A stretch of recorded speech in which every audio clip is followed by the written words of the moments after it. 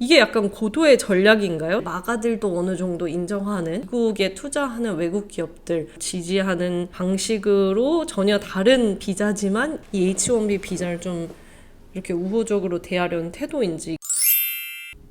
안녕하세요, 유튜버 가나다입니다. 네, 오늘은 제가 트럼프 대통령의 미묘하게 변한 이민 정책으로 마가의 분열이 일어나고 있는 상황을 다뤄보고, 또 이것이 지금 우리나라가 지난번에 조지아주에서 IC의 급습이 있었는데 이거와 관련해서 또 어떤 의미가 있는지를 알아보려고 합니다. 그럼 먼저 논란에 불을 지핀 트럼프의 발언을 한번 먼저 보고 오겠습니다.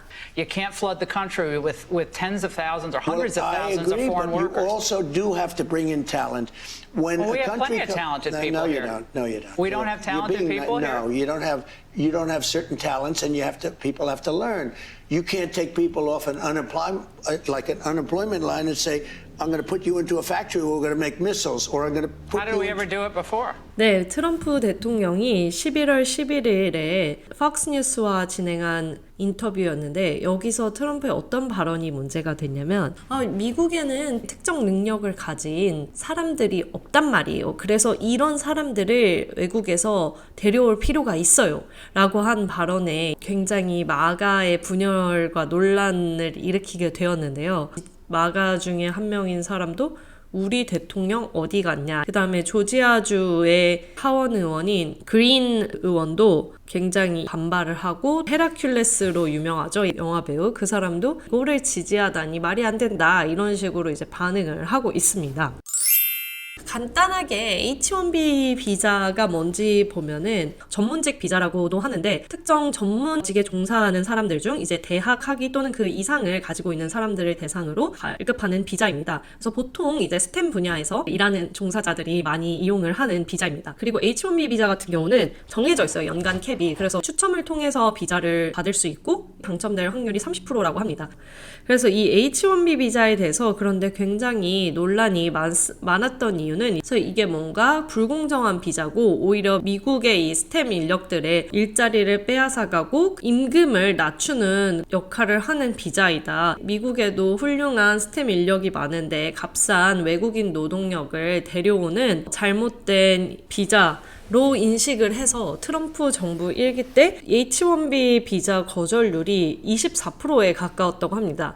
그런데 여기서 약간 트럼프 정부가 미묘한 입장 변화가 있었습니다. 1기와는 다르게 2기에는 실제로 트럼프 정부는 외국에 이런 훌륭한 인력을 미국에 들어오는 것은 필요하다. 특히 스템 인력에 대해서는 해외에 유능한 인력을 들여와서 미국의 경쟁력을 높일 필요 있다.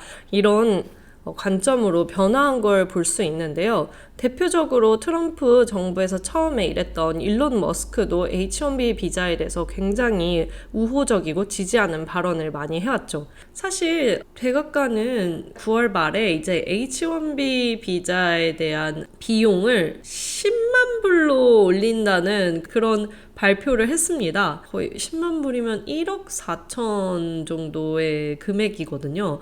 그래서 이런 걸 봤을 때 지금 트럼프 대통령이 갑자기 이 2달 사이에, 1달 반 사이에 무슨 일이 일어난 거냐, 아니면 원래부터 약간씩은 좀 지금 사실 트럼프 그 2기 때는 조금 열려있는 듯한 태도의 발언을 몇 번 했었는데 이번에 확실히 이 폭스뉴스 나와서 이게 바뀐 거를 확인할 수 있었습니다. 그런데 이게 트럼프 대통령의 발언을 보면, Well, When you and I were I'll give you growing an up. example. In Georgia, they raided because they wanted illegal immigrants out. They had people from South Korea that made Hyundai. batteries all their lives. You know, making batteries are very complicated. It's not an easy thing and very dangerous. A lot of explosions, a lot of problems. They had like 500 or 600 people, early stages, to make batteries and to teach people how to do it. Well, they wanted them to get out of the country. You're going to need that, Laura. I mean, I know you and I disagree on this. You can't just say a country's coming in, going to invest $10 billion to build a plant, and going to take people off an unemployment line who haven't worked in 5 years, and they're going to start making missiles. It doesn't work that Well, way. 트럼프 대통령이 사실 우리나라 사례를 이야기를 하면서 H-1B 비자에 대해서 좀 변화한 입장을 보인 걸로 여겨진단 말이에요. 그 다음에 최근에 또 사우디와의 협력을 발표하는 자리에서도 또 이런 질문에 대해서 이렇게 얘기를 합니다. 근데 최근에 트럼프 대통령이 발언한 이 H-1B 비자 관련해서 마가들 사이에서 지지율이 떨어지는 것 같은데 아직도 그 입장을 견지하는 거냐? 이렇게 물어봤을 때도 그건 뭐 사실인데 덕분에 나는 더 똑똑한 사람들로부터 지지를 많이 얻게 되었다. 이렇게 받아치는 대통령의 모습을 볼 수 있었는데 그때는 이제 TSMC의 아리조나 투자를 얘기하면서 반도체 칩이 어떻게 생겼는지도 모르는 사람을 데려다가 갑자기 일을 하라고 시킬 수는 없다. 이런 얘기를 합니다. 어떻게 보면 굉장히 맞는 말이죠.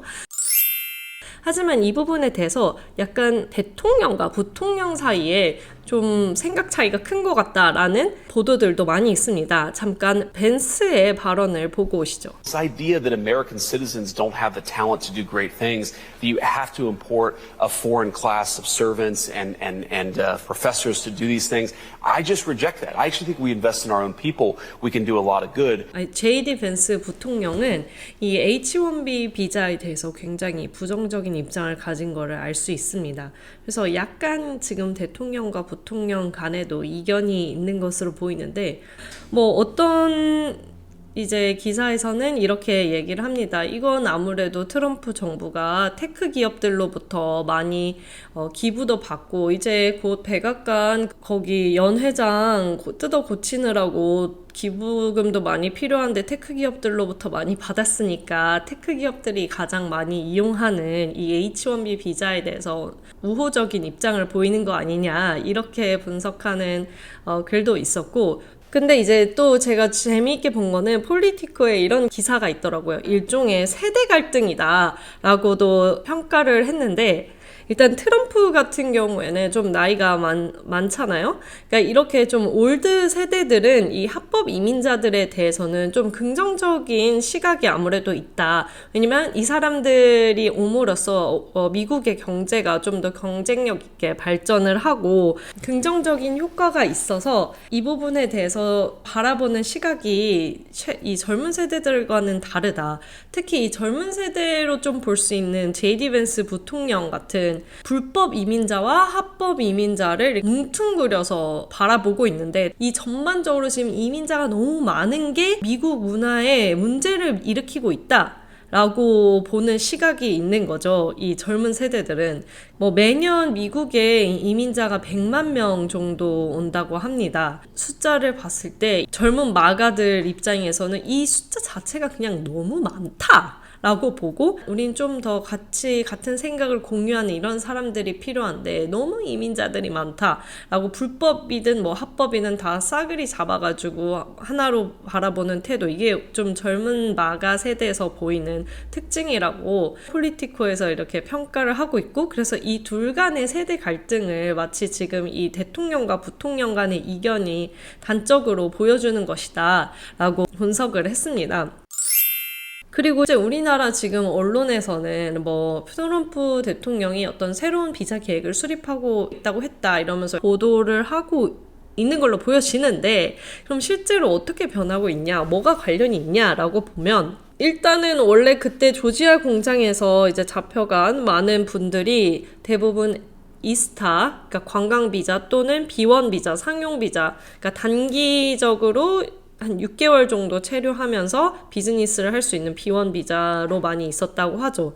그래서 주 한미대사관과 외교부에서 협의를 하고 외교부에서 낸 보도자료 이런 거에 따르면 이스타나 B1 비자로도 그렇게 단기적으로 미국에 가서 기계를 설치하고 정비하고 이런 것 가능하다는 답변을 받았다라고 얘기를 합니다.